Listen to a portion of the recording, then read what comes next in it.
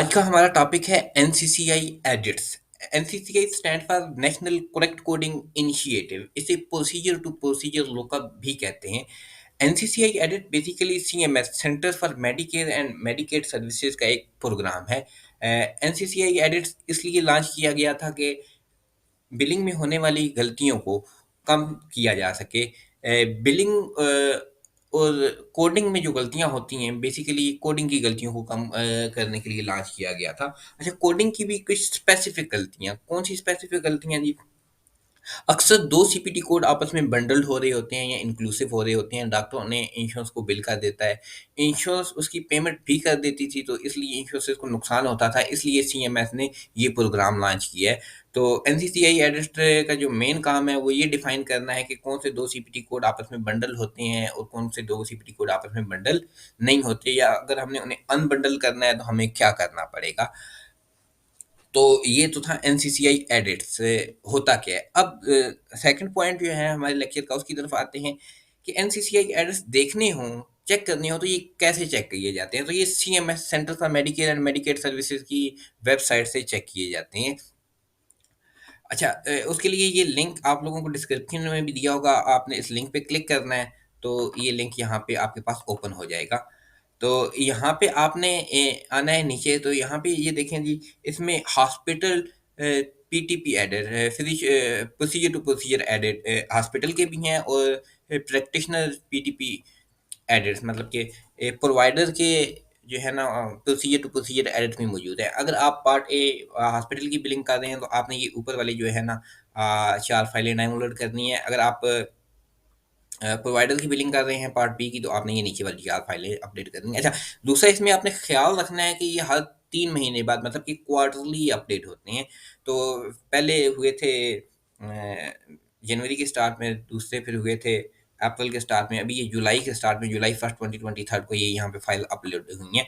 तो आपने इन्हें वन बाय वन क्लिक करके सबको डाउनलोड कर लेना है। तो मैं यहाँ पे डाउनलोड कर लेता हूँ।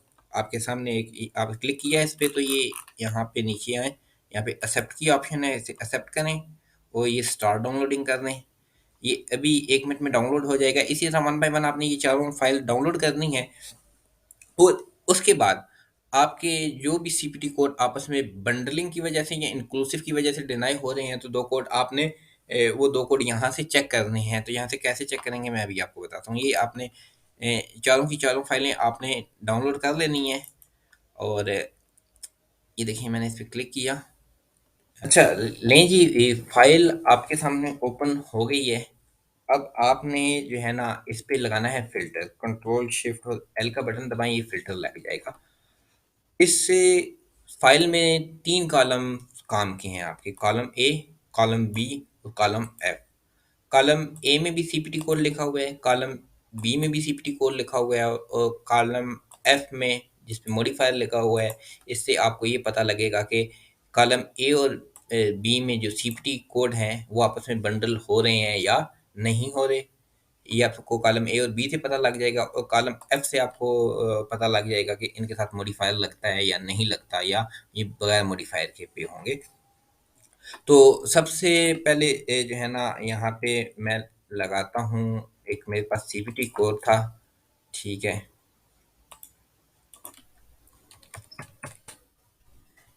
ये 31623,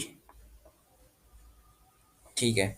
ये मैंने देखना था कि 31623 जो सीपीटी कोड है, तो इस तरह आपने लगा लेना है फ़िल्टर कि ये किस किस कोड के साथ बंडल्ड होता है, ठीक है। तो मैं जिस प्रैक्टिस पे काम करता हूँ उस पे जो है,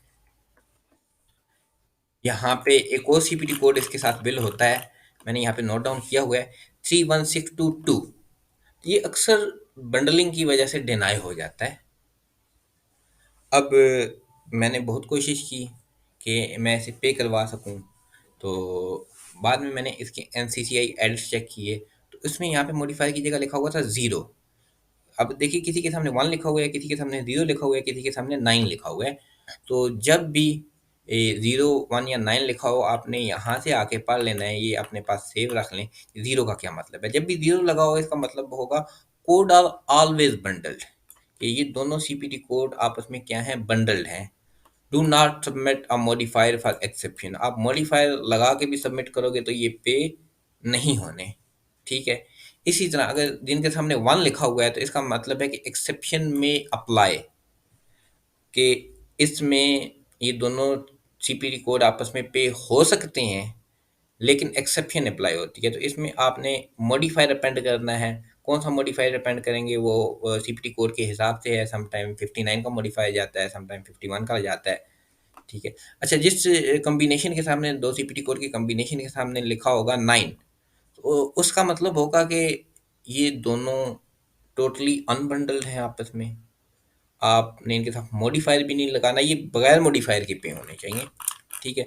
तो ये पहली एग्जाम्पल एग्जाम्पल थी 31623 और 31622, ये आपस में बिल नहीं हो सकते क्योंकि ये जो है बंडल हैं आपस में। इनमें से एक पे होगा और दूसरे को आपको एडजस्ट करना पड़ेगा। अच्छा, इसी तरह जो है एक और सीपीटी कोड था मेरे पास, वो था 94060 और दूसरा था 94640। ये जब भी मैं भेजता था तो इनमें से जो है ना एक पे हो जाता था, 94060 पे हो जाता था और दूसरा लेट्स सपोज डिनाई हो जाता था। तो मैंने इसके एड्रेस चेक किए तो इसके सामने लिखा हो गया, ये देखिए वन। तो वन का क्या मतलब है कि एक्सेप्शन में अप्लाई, ये पे हो सकता है अगर आपकी मेडिकल डॉक्यूमेंटेशन सपोर्ट करती है। तो इसमें हम मॉडिफायर लगा के भेजते थे। कुछ इंश्योरेंस के साथ हम मॉडिफायर 59 लगा के भेजते थे, कुछ मॉडिफायर इंश्योरेंस के साथ हम मॉडिफायर 51 और दूसरे के साथ 59 लगा के भेजते थे। अच्छा, अब सवाल ये है मेरा कि यहाँ पे मॉडिफाई 94060 के साथ लगेगा या 94640 के साथ, किस वाले सीपीटी कोड के साथ मॉडिफायर जाना चाहिए? तो इसका एक बेसिक सा रूल है। आप दोनों की R V U value check करें, रिलेटिव वैल्यू यूनिट की अमाउंट चेक करें। जिसकी आर वी यू वैल्यू कम होगी, रिलेटिव वैल्यू यूनिट अमाउंट जिसकी कम होगी, आप उसके साथ उसे सपोर्ट करने के लिए मॉडिफायर लगा सकती हैं। अच्छा, इसी तरह जो था समटाइम ये भी बिल होता था हमारे 94060 और 94761, ये दो सीपीटी कोड का कॉम्बिनेशन भी बिल होता था। तो ये अगर इंश्योरेंस कंपनी डिनाई कर रही है तो इसके सामने 9 लिखा हुआ है, तो इसका मतलब है कि ये तो हर हाल में पे होना चाहिए। अगर इंश्योरेंस कंपनी डिनाई कर रही है तो हम उसके साथ आर्ग्यू करेंगे, उसके साथ अपील कर सकते हैं, लेकिन इसके लिए मॉडिफायर की ज़रूरत भी नहीं है। तो ये था एनसीसीआई एडिट। Thank you guys.